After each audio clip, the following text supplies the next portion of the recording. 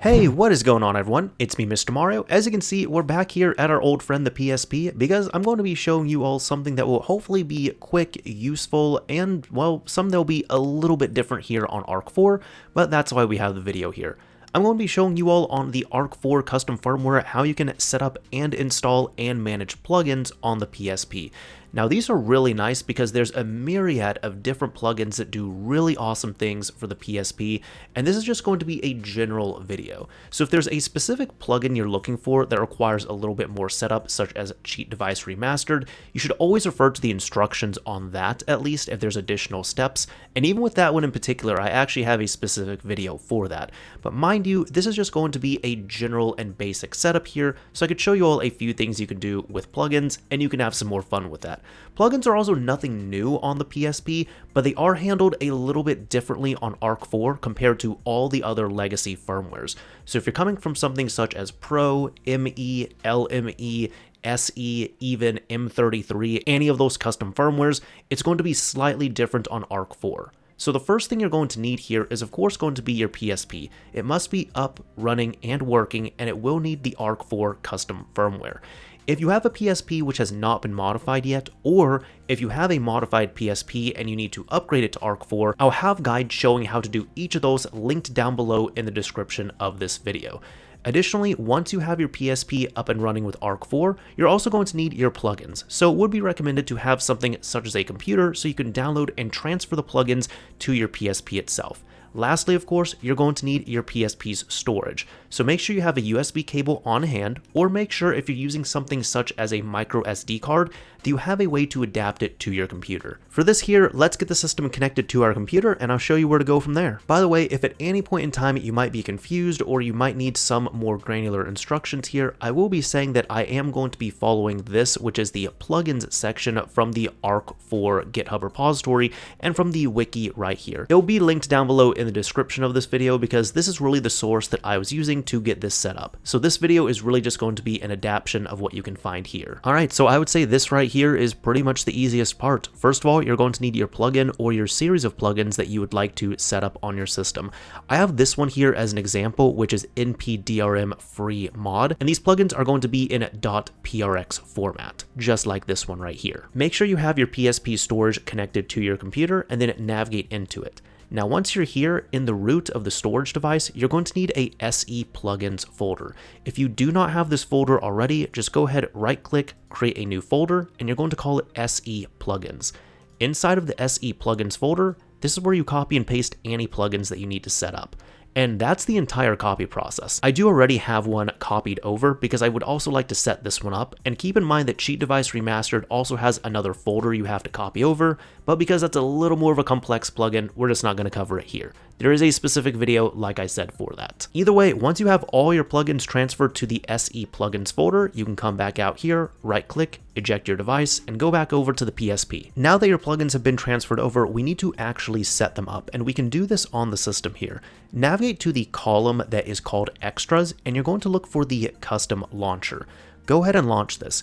If you have a PSP such as a PSP Street that does not have the Extras column, you're going to need to go into the Game column, and it's going to be up here. However, since I am not using a PSP Street, I'm just going to come back over here and open up the custom launcher. Once you see the custom launcher, tap the triangle button, and once you're in here, navigate over to the files option and then navigate into it. For this system, I'm going to be pressing the X button since this is a North American system. So once you're inside of here, it should bring up a file manager. Now it might already bring you to the SE plugins directory, but in case it does not, it might bring you to this here, the root of your device. Just go into the SE plugins directory, and there you could find your plugins that you want to set up here, because even though we've copied over, we need to actually enable them. Now, regardless of whichever plugin you choose, you should read the instructions for it here, because keep in mind these plugins are older and they don't need to be enabled on everything. They might just have some selective settings here. So for this one, which is npdrm free mod, you can check out the usage, and even though this is for older custom firmware, we can still make sense of it. It states here that you can enable this plugin in both the game.txt and vsh.txt files. Now, since this is ARK-4, these two files are not going to be relevant for what we're using. So I'm going to show you how you can translate that over. Keep in mind for this one here, it needs to be in game and it needs to be in VSH. So once you have that figured out, go ahead and highlight whichever plugin you want to enable and then tap the X or circle button depending on your system. Once you open it up, it's going to bring up this menu here, which says Install Plugin. And from here, you can choose your options. Since this one is for NPDRM, I'm going to pick Game, and then I'm going to highlight this again, and I'm going to go down to VSH. So that way it's been enabled for the both of them. And that's really all you have to do. At this point, you can now hit the triangle button, navigate all the way over to Exit, and exit. Now once your VSH restarts, you can navigate back over to your column here, which has the extra options, and navigate over to the plugins manager, because this is what we're going to be using. And you can see here that now we have NPDRM free mod, and we have it in a couple of spots. We have this here that is set up for game, and we have another entry here which has been set up for the XMB. If you need to change these here, you can open up any of these options and you can disable them or even remove them at will. So congratulations, you've been able to do that successfully. That is the basic way on how to set up a plugin. So you just copy it over, you set up the settings on there, and then you can enable and disable it at will right here. So now with that covered, I'm sure that's going to satisfy it for most people out there, but I'm going to show you two more things. Next up, I'm now going to show you how you can enable it per game on here. So for example, if you have a game with a specific plugin, such as the one I was showing, which was Cheat Device Remastered, it's only really needed for a couple of games, which are the two Grand Theft Auto games I have right here. I don't need it enabled for everything else. So if you need to do something like that, it's a few more steps, but I'll show you what to do. You just need to navigate back over to the custom launcher and launch it. Now, if you're going to do a per game plugin install, let's go ahead and get this set up for this one right here, Grand Theft Auto Liberty City Stories. Go ahead and find your game, highlight it, but tap the L trigger or the left shoulder button. Once you tap that, it's going to bring up a new option right here, in which you can go down to View Info and open this up. Once you get to View Info, navigate down to Game ID and press either the X or circle button depending on your region of system. I'm going to tap X and it will close out.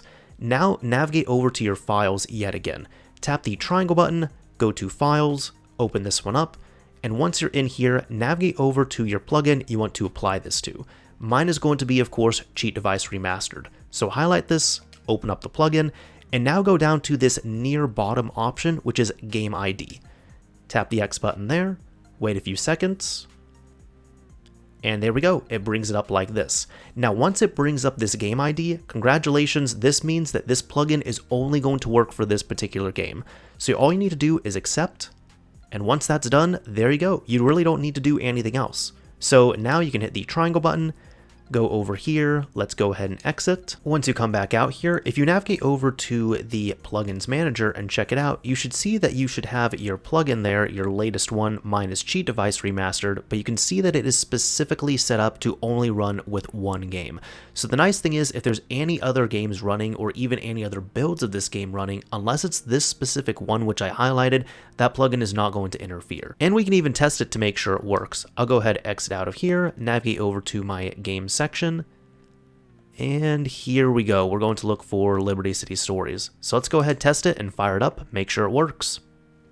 Now I'll give you all a heads up, I'm starting right from the beginning because I do not have any save data on this card here, and I just want to make sure this actually works. So skip past the initial cutscenes, now we're actually in game, and I know for Cheat Device, if I hold down the left trigger and up, there we go, we have Cheat Device Remastered up and running. So I know that this is now working, but as an example, this would not work if I was trying to run it under Vice City Stories.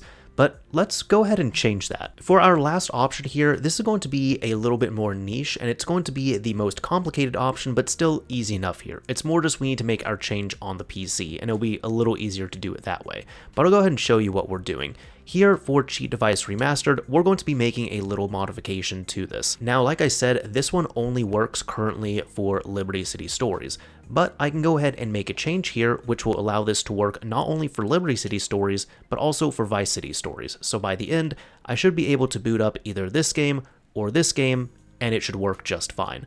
So for that, we're going to need to make a change manually, and this will also show you all how the actual structure is set up for these plugins. To do that, let's go ahead and hook our PSP up to a computer if you're going to be doing this step. Once you have it plugged in, navigate over to your PSP's drive, navigate over to the SE plugins folder, and it should look something like this. Now everything is going to exist inside of this plugins.txt, and if you want to see how this is set up here, just double click it. Just like on the PSP, you could see that my NPDRM free mod is supposed to work on game and on XMB, and for Cheat Device Remastered, it only works for one game ID. But you can have this work for multiple games at the same time. We'll just need to make one change here, and in order to do that, we must get the game ID. Now, I showed you how to do that, so since I'm going to be doing this for Vice City Stories, I just need to get the Vice City Stories game ID. And then once you have it saved, in this example, if you want to set it up for 2 different games, you need your first game ID, and then you type in a space, and then type in the second game ID. In this example, it will be ULUS 10160. So just like this. You need to have it set up exactly like this, your first game ID, a space, a second game ID, and then the comma right there to split it off. Once this has been modified to your liking, just click on File, Save, close out of here, and just to double check this within the actual PSP storage itself, I'd recommend going back in there, opening up the plugins text, and make sure the progress you saved actually saved. Once you can confirm that, we can go ahead, close out of here, and navigate back over to the PSP. Once you've made that change, if you haven't already restarted your PSP, we will need to do that real quick to take effect here. Just tap the select button on your system, and then go down to reset VSH. This is essentially just going to do a soft reset here, so it will now load in any changes to your plugins or any new plugins that you might have added, removed, or what have you. And once that's done, we can now go ahead and check our work. Navigate over to the plugins manager, and let's go ahead and look at Cheat Device Remastered. And if you look at that right there, we have both the game IDs for Liberty City Stories and Vice City Stories set up. Let's go ahead and run our Vice City Stories just to make sure this is actually working. And just like before, starting at the very beginning, we're in game here, it's up, running, and working, and if I hit the left shoulder and up button, there we go. We have Cheat Device Remastered working just like before. So we have pretty much everything working the way we need it to work. Either way, that is about it for this video here. Hopefully this helped you all out. Hopefully you have some more power and control over the plugins manager here, and hopefully you can now have a bit more fun customizing your custom firmware even further with plugins on ARK-4. Like I said earlier, it's a little bit different doing this on ARK-4, but still pretty simple once you do it once or twice. But either way, that is about it for this video here. This is Mr. Mario, signing off. Thank you all for watching, everyone. If you enjoyed this video, a like would absolutely be appreciated, and if you didn't like it, a dislike is fine as well too.